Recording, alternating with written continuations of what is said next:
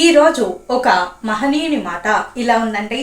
ఇక ఒకరు ఎదుగుతుంటే ఎప్పుడు కూడా వారికి ప్రోత్సాహము, మరి ఉత్సాహం కలిగించేటటువంటి సహకారము, మాటలు అన్నీ కూడా చెప్పాలి.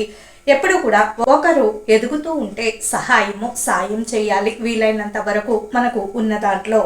ఎందుకంటే అతడు బాగుపడితే అతడి ద్వారా 10 మందికి సహాయము, 10 మందికి సహకరించేలాగా ఆ వ్యక్తి తయారయ్యే అవకాశం ఉంటుంది. కాబట్టి ఎప్పుడు కూడా 10 మందికి దారి చూపించే వ్యక్తికి ఎప్పుడు కూడా సహాయం చేయాలి. ఒకరు పడిపోతుంటే ఆసరాగా ఉండాలి.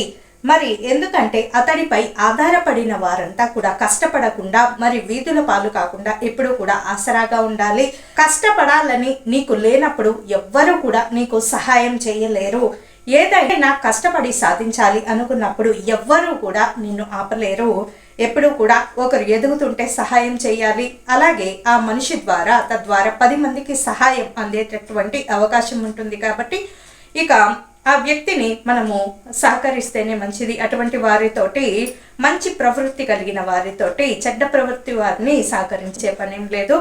మరి ఒకరు పడిపోతుంటే ఆసరాగా ఉండాలి. ఆధారపడినటువంటి కుటుంబాలు వాళ్ళంతా కూడా వీధుల పాలు కాకుండా, కష్టాలు పాలవకుండా ఉంటారు. ఒకరికి సహాయం చేసినట్టు కాదు, కొన్ని కుటుంబాలకు సాయం చేసినట్టు. మరి ఆ పుణ్యము ఊరికే ఏం పోదు. కష్టపడాలని నీకు లేనప్పుడు ఎవ్వరూ కూడా నీకు సాయం చేయలేరు.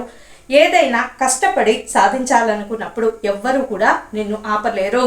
నిక్కచ్చి అయినటువంటి మనస్తత్వము, నమ్మకము, మరి నీ మీద నీకు అచంచలమైనటువంటి ఆత్మవిశ్వాసం ఉంటే ఎవ్వరూ కూడా నిన్ను ఏమీ చేయలేరు. ఇదండి ఈరోజు మహనీయుని మాట.